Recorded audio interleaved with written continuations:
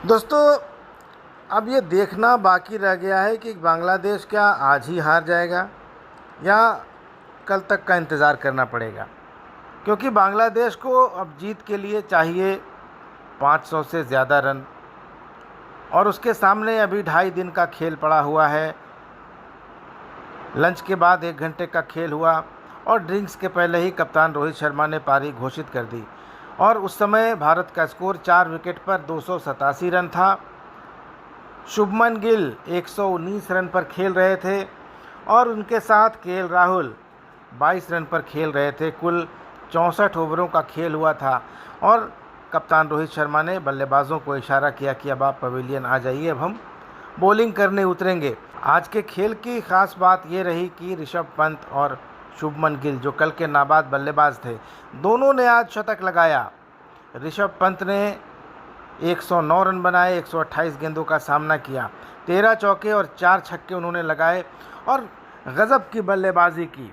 उनकी बल्लेबाजी में धैर्य का, संयम का और आक्रमण का मिला जुला मिश्रण देखने को मिला। शुरू के आधे घंटे उन्होंने बहुत संभल कर बल्लेबाजी की, सीधी गेंदों को डिफेंड किया, बाहर जाती गेंदों को छोड़ा, और आधे घंटे के बाद जब पिच की नमी चली गई, उसके बाद ऋषभ पंत ने अपना जौहर दिखाया और उन्होंने 4 छक्के और 13 चौके लगाए, 109 रन बनाए और मेहदी हसन मिराज ने उनको अपनी ही गेंद पर कैच कर लिया। लेकिन शुभमन गिल एक तरफ से जमे रहे और उन्होंने भी अपने कैरियर का 5वां शतक लगाया, 176 गेंदों का सामना किया, 243 मिनट क्रीज पर रहे, 10 चौके और 4 छक्के उन्होंने लगाए।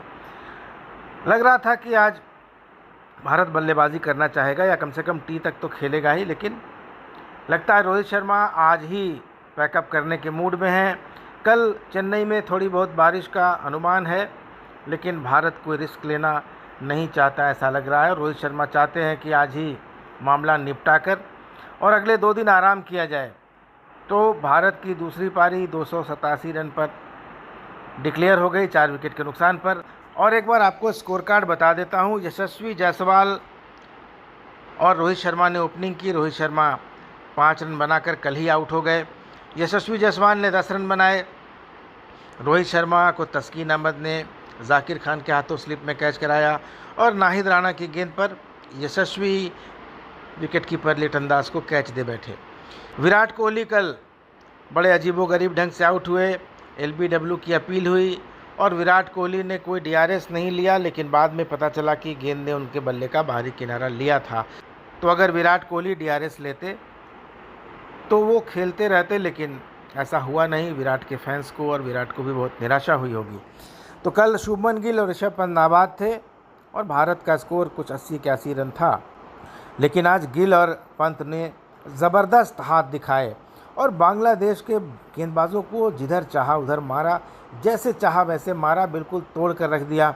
और लग ही नहीं रहा था कि ये वही बांग्लादेशी गेंदबाजी है जिसने पाकिस्तान में लगातार 2 टेस्ट मैचों में पाकिस्तान को हराया है।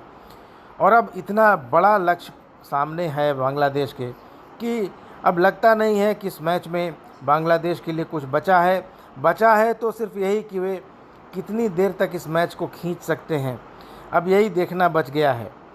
तो एमए चिदम्बरम स्टेडियम, जिसको चेपॉक के नाम से जानते हैं, बांग्लादेश ने टॉस जीतकर गेंदबाजी करने का फ़ैसला किया था। तो ये फ़ैसला पहले दिन 2-3 घंटे तक तो सही लग रहा था, लेकिन उसके बाद से लगातार भारत ने जो मैच पर पकड़ बनाई, पहले अश्विन और जडेजा की बल्लेबाजी की बदौलत, उसके बाद बुमराह के नेतृत्व में भारतीय गेंदबाजों की बदौलत, और उसके बाद ऋषभ पंत और शुभमन गिल के धमाकेदार शतकों की बदौलत ये मैच भारत की गिरफ्त में है और जीत की सिर्फ औपचारिकता बच गई है। ऋषभ पंत ने एक्सीडेंट के बाद टेस्ट क्रिकेट में वापसी की है। वे कई महीनों तक क्रिकेट से दूर रहे थे, लेकिन आने के बाद उनका वही फॉर्म और वही अंदाज बरकरार है। तो टेस्ट क्रिकेट में सर्वाधिक शतक लगाने वाले भारतीय विकेटकीपरों की बात करें तो ऋषभ पंत अब 58 पारियों के साथ पहले नंबर पर आ गए हैं। उनके बाद 144 पारियों में 6 शतक लगाने वाले धोनी हैं, और उसके बाद रिद्धिमान शाह, बुद्धि कुंद्रन, फारूक इंजीनियर और सैयद किरमानी का नंबर आता है। तो दोस्तों, अब बांग्लादेश की पारी की शुरुआत हो गई है और अब मैं आज के दिन के खेल के बाद आपको हाल बताऊंगा कि क्या बांग्लादेश कल भी खेलेगा या आज ही उसका पुलिंदा बंध जाएगा। तो अभी तक का यही अपडेट था। बने रहिए क्रिकेट की बात के साथ। धन्यवाद, नमस्कार।